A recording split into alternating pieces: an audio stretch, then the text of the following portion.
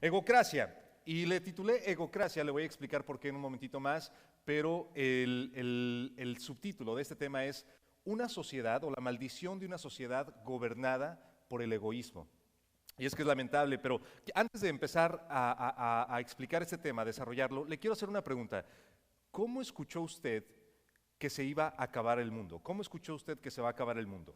¿Qué le dijeron allá en la casa? ¿Qué le enseñaron allá la tradición? Si usted creció allá en México, como su servidor, usted escuchó que Nostradamus dijo que iba a haber un papa de color oscuro, el famoso papa negro, y que después de estos acontecimientos iba a haber lluvia roja y una nube, una luna roja y diferentes cuestiones. Usted sabe, todo ese tipo de profecías. En México, por ejemplo, se afirmó que después de que el calendario maya llegara a su fin, entonces el mundo se iba a acabar. ¿Qué fue lo que le enseñaron a usted? ¿Cuáles son las señales de que el mundo se va a acabar? ¿Cuál será la forma en la que la raza humana será exterminada? Piense por un momento, por favor. ¿Cuál es la manera en la que este mundo llegará a su fin? ¿Cuáles serán las razones? ¿Dónde se encuentra la profecía más acertada? Le voy a decir dónde la encontré. ¿Dónde? Dígalo fuerte, hombre. ¿Dónde? No, en una película de Disney. De verdad, es de Disney Pixar, donde encontré la profecía más acertada que me servirá para justificar el tema que voy a presentarle en este momento. Yo no sé si usted vio la película Wall-E. La película Wall-E tiene una de las profecías más grandes, más exactas, más acertadas que usted vaya a escuchar y que en realidad está apegada a lo que dice la Escritura. Es una de mis películas favoritas, una profecía tan acertada. En la producción de esta película se muestra a una sociedad sumergida en un egoísmo, en un deseo constante de satisfacción, en un deseo de vivir una vida hedonista. Una vida hedonista es aquella que no piensa en otra cosa más que en el placer. Están inmersos en su propio mundo a tal grado que se olvidan de los demás. De hecho, en esta película de Wall-E, si usted no la ha visto, le recomiendo que vaya ahí al Redbox, pasa la tarjeta, la saca porque no creo que esté en Netflix, porque Netflix no pone nada bueno. Pero bueno, eso es otra historia.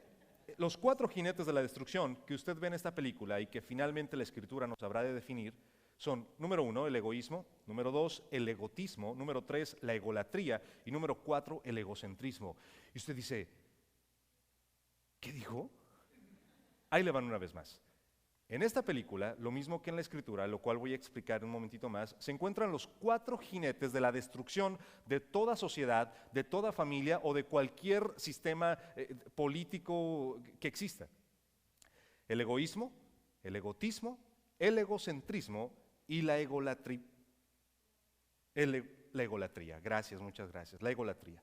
Estos cuatro jinetes habrán de destruir cualquier intento de desarrollo, cualquier intento de crecimiento. De hecho, la película hace esta descripción de las razones por las cuales la humanidad decayó y son increíblemente bíblicas. Mira, escucha la profecía. Estamos hablando de un hombre que es pastor y le escribe a uno de sus discípulos más cercanos. A tal grado, es tan cercano este discípulo que le llama mi hijo. Y le escribe estas palabras. Timoteo, es bueno que sepas que en los últimos días habrá tiempos muy difíciles, pues la gente solo tendrá amor por sí misma y por su dinero.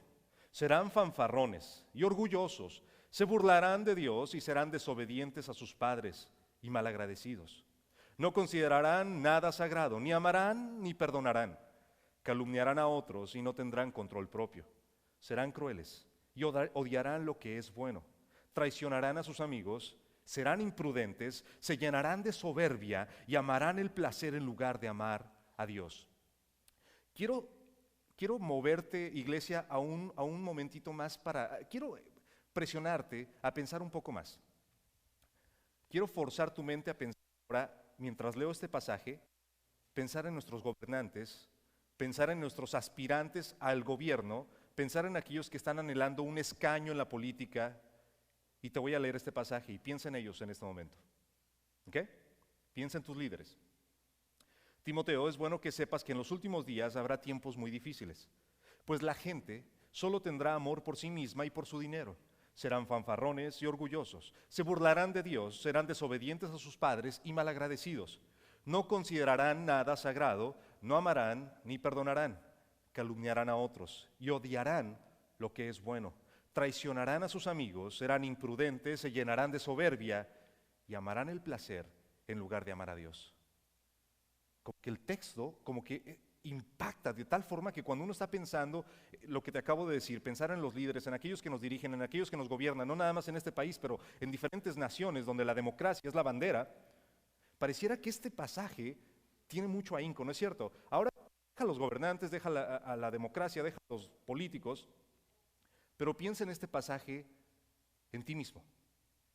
¿Será que hay algún filtro, hay alguna descripción en este pasaje que te describe a ti o a algún integrante de tu familia? Permíteme actuar un poco más allá y permíteme leerlo una vez más. Dice, pero ahora quiero que pienses en ti mismo, quiero que pienses en tu familia.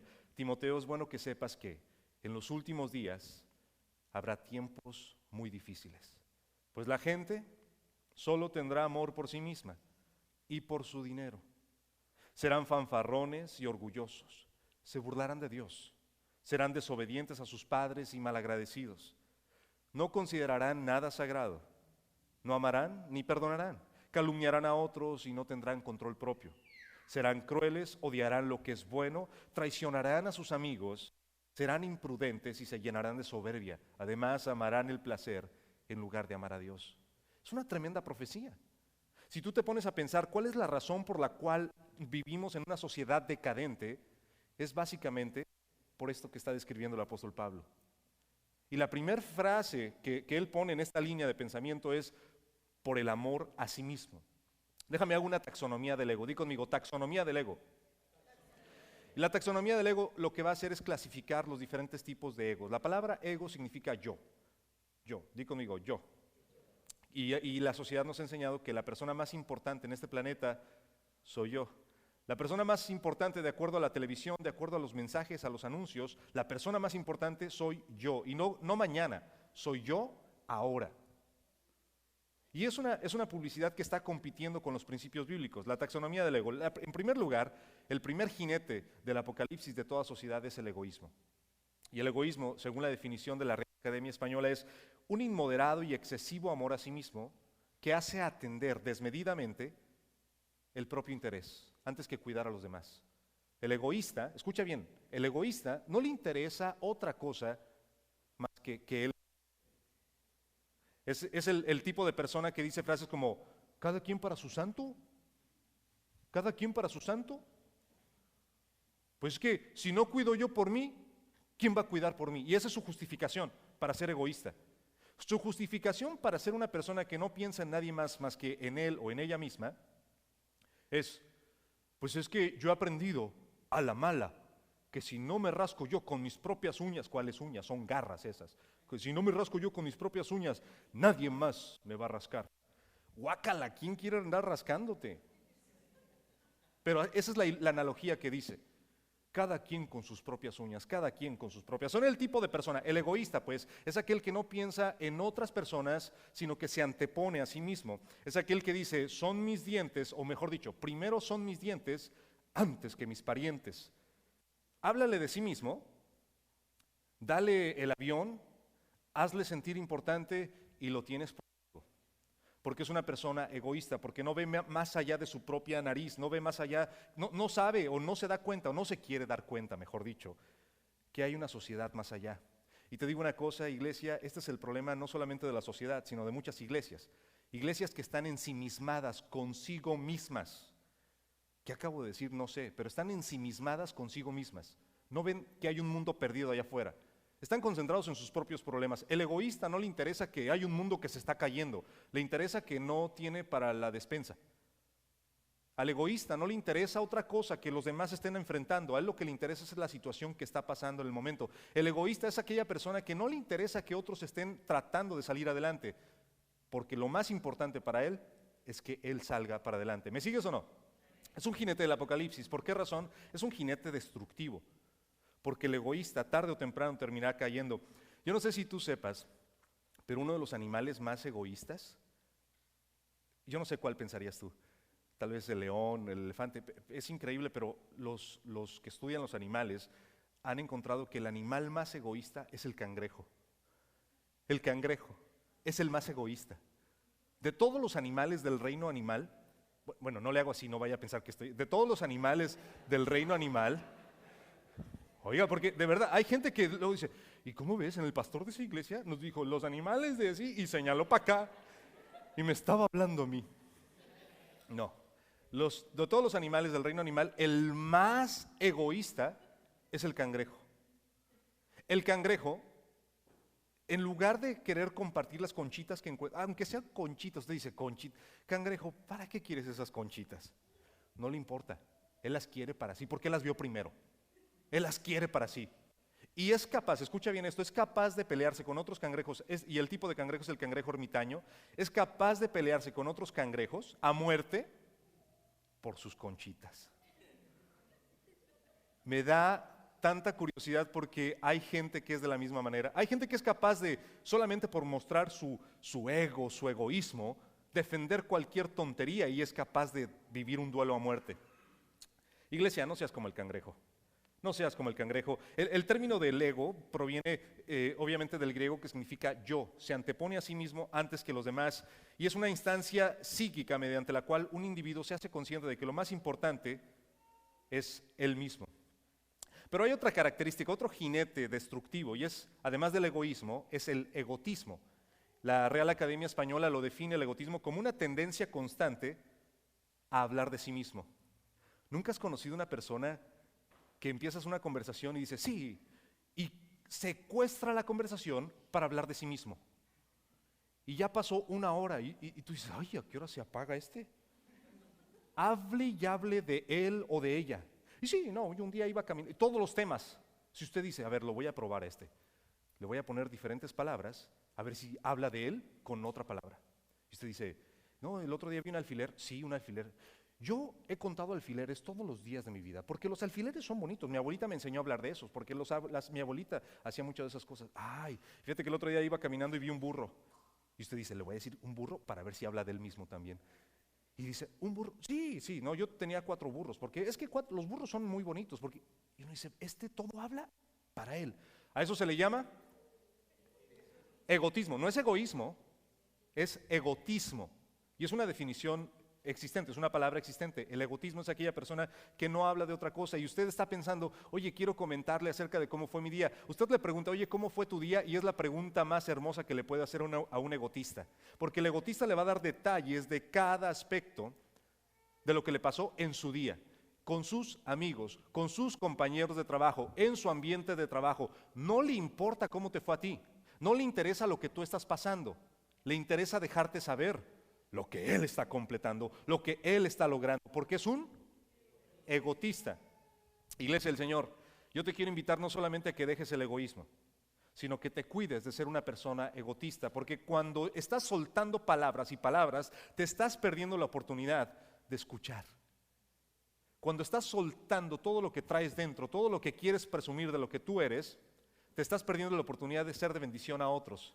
Hay mayor privilegio en escuchar que en el que soltar. Date cuenta, a la misma fisonomía nos lo enseña. Tenemos 2 oídos, ¿no es cierto? Tenemos una sola lengua. Oh, pero qué fuerte la lengua. Yo no sé si sabía, pero la lengua es el músculo más fuerte de todo el cuerpo. Y en algunos, el más largo. ¿O no? Sí, de verdad. No, obviamente en ninguno de aquí, pero digo en otros lados. Ese es el problema, el egotismo. Aquel que habla enfrenta la disconformidad de muchas personas porque todos nosotros entendemos que aquel que habla mucho de sí mismo cae mal hasta cierto punto. Poco a poco le van sacando la vuelta. A eso se le llama egotismo. El egotista es aquel que se empeña en hablarte de sí mismo cuando tú te estás muriendo de ganas de hablarle de ti. El tercer jinete se llama egolatría.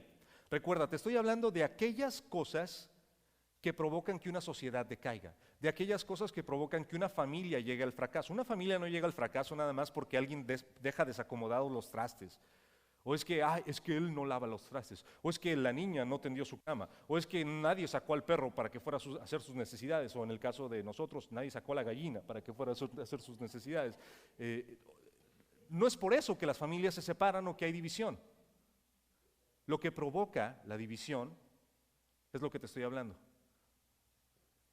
Lo que el apóstol Pablo dijera, ese amor por sí mismo, ese egoísmo, ese egotismo, y en tercer lugar, la egolatría. La egolatría son 2 palabras, la palabra ego, que significa yo, y la palabra latros, que en griego significa adoración.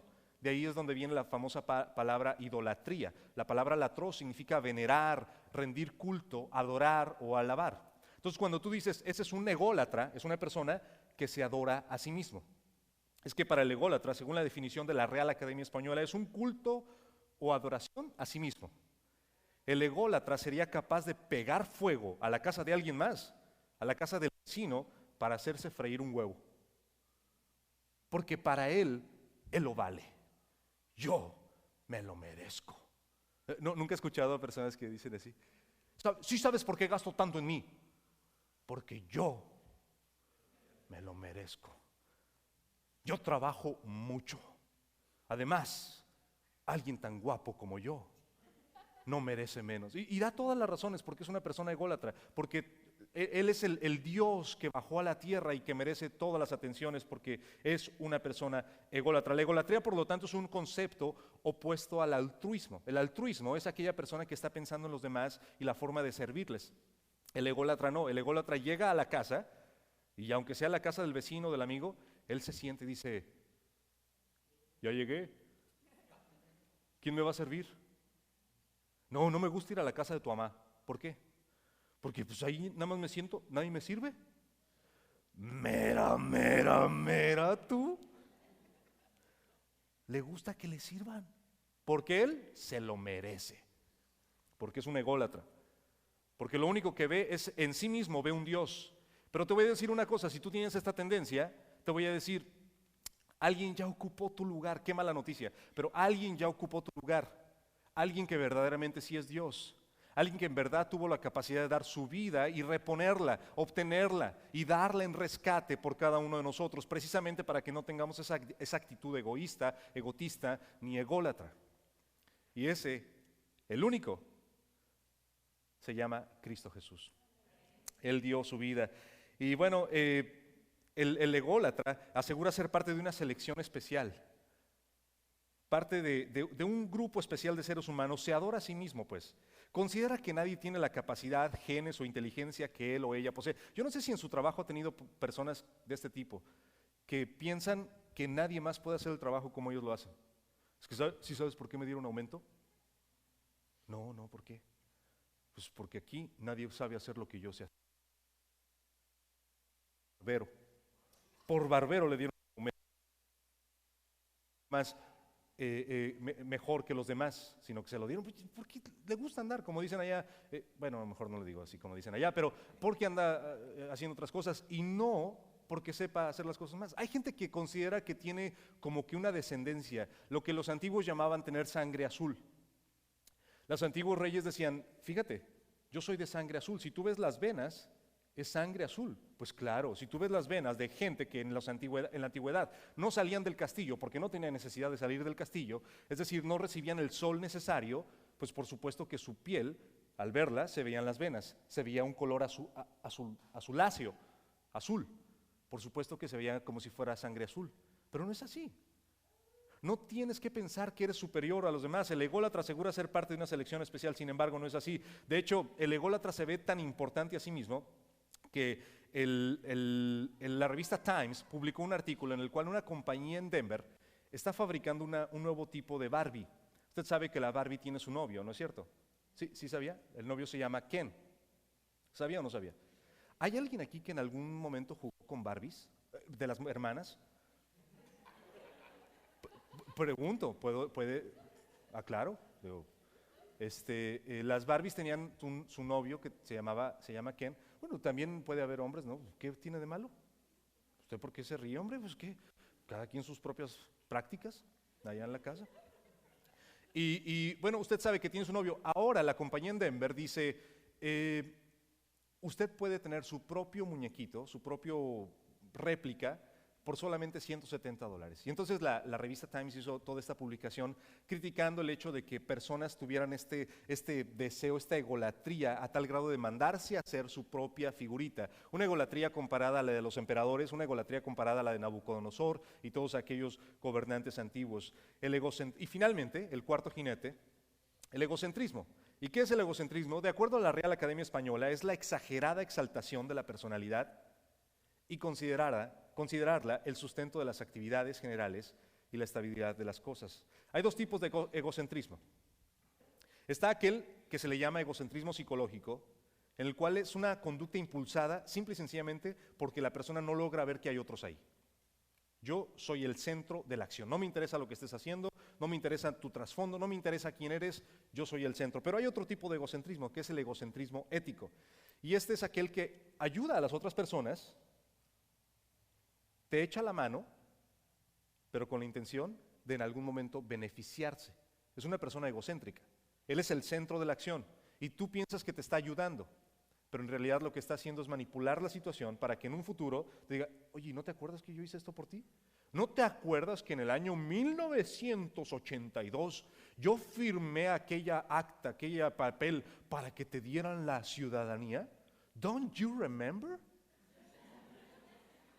Porque ya, pues, ya ahora habla inglés también. Entonces, el egocentrismo psicológico y el egocentrismo ético. Iglesia, tenemos que hacer algo para librar esta sociedad de este problema de los cuatro jinetes de la destrucción. Librarnos del egocentrismo, librarnos del egotismo, librarnos de la egolatría y librarnos del egoísmo. Porque si no lo hacemos, en primer lugar, tu familia se va a ver flagelada, se va a ver lastimada por estos cuatro jinetes. Necesitamos hacer un cambio en ese aspecto. Pero en segundo lugar, necesitamos hacer ese cambio porque si no la sociedad va a ir en declive. La sociedad ha estado en declive desde el principio. Y necesitamos hacer algo al respecto. Ahora, si queremos cambiar el mundo, te voy a contar una pequeña historia, brevemente. Estaba un científico buscando la cura para aquella enfermedad que estaba flagelando al mundo entero. Y estaba bien concentrado en el microscopio. Este científico de gran renombre estaba buscando la cura para una enfermedad que estaba afectando al mundo entero. Sin embargo, al laboratorio entró su hijo. Su hijo, como de 4, 3 años, entró y le dijo, papá, quiero jugar contigo. El papá no quitó la mirada, no quitó su ojo del microscopio, porque estaba haciendo algo importante, buscando la cura para el malestar del mundo entero. No quitó el ojo del microscopio y le dijo, hijo, vete para allá, sáquese, sáquese. Era mexicano el papá, sáquese, sáquese. Y entonces el niño insistió, como buen niño, papá, quiero jugar contigo. El padre entonces, molesto, se quitó del microscopio, tomó una revista cualquiera que encontró por ahí, una revista de ciencia, y recortó el mundo, una figura, un mapa, una figura del mundo entero, el planeta Tierra. Y entonces dijo, mi hijo jamás ha visto un mapa de la Tierra, le voy a hacer un rompecabezas y cuando lo arme, pues que regrese a jugar. Le dijo, mira hijo, arma este rompecabezas, cuando lo termines, entonces yo me voy a jugar contigo. Él con la esperanza de que no viniera el hijo otra vez a molestarlo. El niño, después de 2 minutos de estar con el rompecabezas, regresa, papá, ya lo terminé.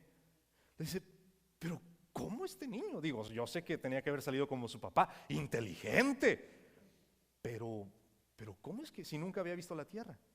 Le dice, hijo, ¿cómo lo hiciste? ¿Cómo lograste armar el rompecabezas si nunca habías visto el planeta? Dice, es que mira papá, del otro lado está la figura de un señor, de un papá, y yo un papá sí lo conozco. Entonces primero formé el hombre, y entonces arreglé el hombre, y entonces así al final pude arreglar el mundo. Y entonces el papá comprendió una cosa, él comprendió que el problema no está en arreglar el mundo. Lo primero que tenemos que arreglar es el hombre. Si tú quieres que este planeta, que este mundo sea un lugar mejor, con menos egoísmo, con menos egotismo, con menos egolatría, con menos egocentrismo, antes de querer arreglar el mundo entero, iglesia, necesitamos comenzar a arreglarnos a nosotros mismos.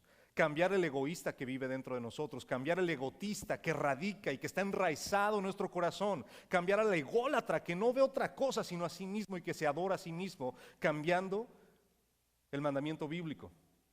Necesitamos comenzar con nosotros mismos. Y una vez que hagamos esos cambios, entonces el mundo solito va a empezar a cambiar. Porque vamos a multiplicar una conducta necesaria. ¿Me sigues o no me sigues?